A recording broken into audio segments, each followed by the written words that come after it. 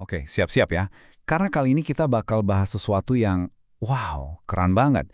Sebuah konsep yang mencoba menghubungkan dunia kuantum yang super aneh dengan kekuatan niat kita yang paling tersembunyi. Yuk kita singkap sedikit tirai realitas dan intip apa yang ada di balik. Kita mulai dari pertanyaan yang paling dasar, yang mungkin kamu juga sering tanyakan ke diri sendiri.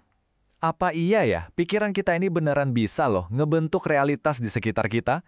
Bukan cuma soal positive thinking ya, tapi ini jauh lebih dalam. Ini soal pondasi dari alam semesta itu sendiri. Nah, untuk menjawabnya, kita harus zoom in jauh banget sampai ke skala terkecil, ke dunia kuantum.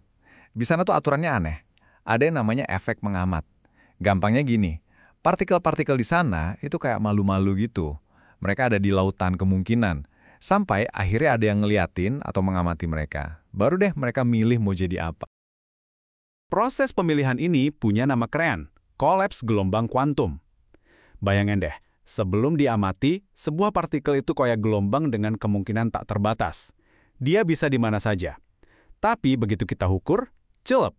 Semua kemungkinan itu lenyap dan dia muncul di satu titik sebagai partikel yang nyata. Dari bisa jadi menjadi ini dia. Pertanyaannya, apa cuma pengamatan sadar yang bisa bikin ini terjadi? Nah, disinilah ceritanya jadi makin seru dan misterius. Untuk menyelidiki ini, para ilmuwan nggak pakai teleskop, tapi mereka menciptakan sebuah eksperimen di dalam komputer. Selamat datang di laboratorium digital. Coba bayangkan sebuah alam semesta simulasi yang isinya 10.000 partikel. Masing-masing partikel ini, anggap aja kayak titik biru yang melayang, semuanya masih dalam bentuk kemungkinan. Belum ada yang jadi nyata.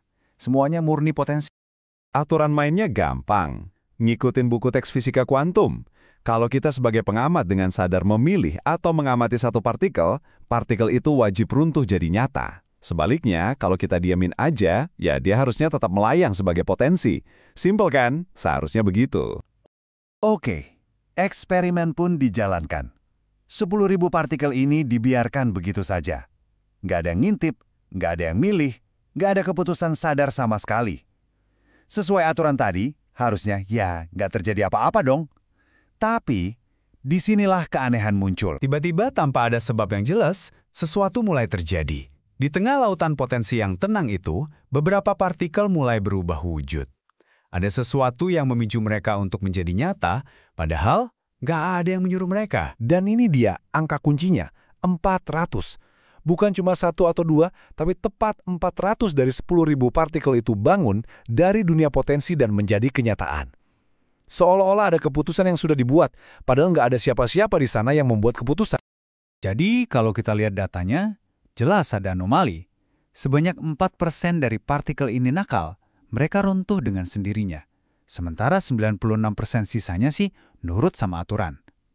Nah, angka 4% ini mungkin kedengarannya kecil ya.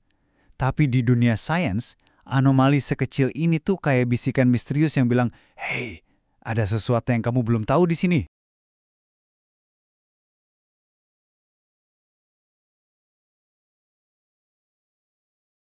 Jelas, hasil ini bikin semua orang garuk-garuk kepala. Kok bisa?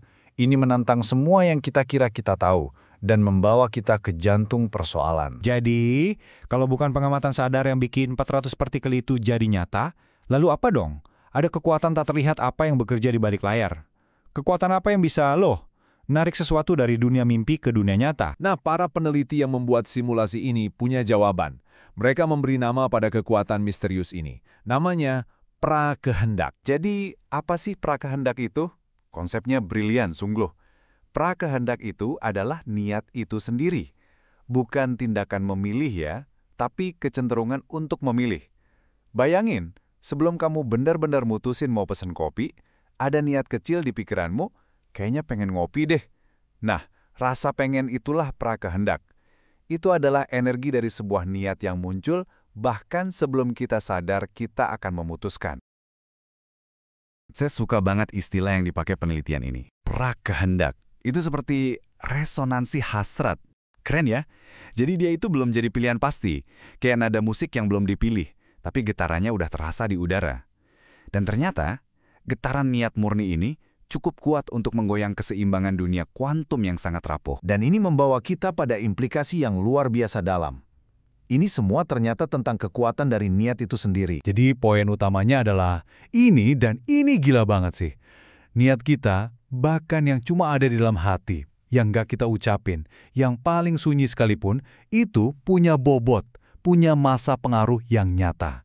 Dia bukan cuma pikiran kosong yang pasif, tapi sebuah kekuatan aktif yang bisa mengubah potensi jadi kenyataan. Oke, tapi tunggu dulu. Pasti kamu mikir, kalau emang niat sekuat itu, kenapa cuma 4%? Kenapa nggak semua 10.000 partikel itu aja langsung berubah jadi nyata? Pertanyaan bagus. Ternyata ada syarat dan ketentuannya. Pertama, kerapatan energi. Artinya, niat itu lebih gampang nempel atau bekerja di area yang energinya udah padat. Kedua, interferensi niat, yaitu ketika banyak niat kecil yang searah berkumpul, kekuatannya jadi berlipat ganda, kayak teriakan supporter di stadion. Dan yang terakhir, kalau udah kuat banget, ia mencapai tahap gravitasi niat. Ini analogi favorit saya dari penelitian ini. Mereka menggambarkannya seperti lubang hitam.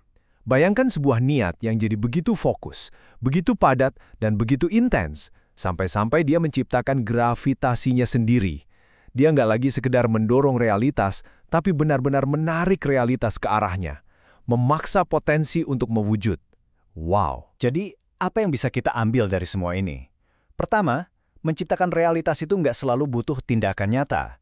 Kedua, niat murni yang ada di dalam pikiran kita itu beneran bisa berpengaruh. Ketiga, ada sebuah dunia antara yang menarik di antara potensi dan kenyataan. Dan yang paling penting, semakin fokus niat kita, semakin besar kekuatannya. Dan ini teman-teman, jadi pertanyaan terakhir untuk kita renungkan bersama. Kalau setiap niat kita yang paling sunyi sekalipun, setiap harapan, setiap keinginan, ternyata punya bobot dan pengaruh nyata di alam semesta, pertanyaannya adalah, bobot seperti apa yang kita sumbangkan ke timbangan realitas setiap hari? Pikiran apa yang kita pilih untuk diberi kekuatan?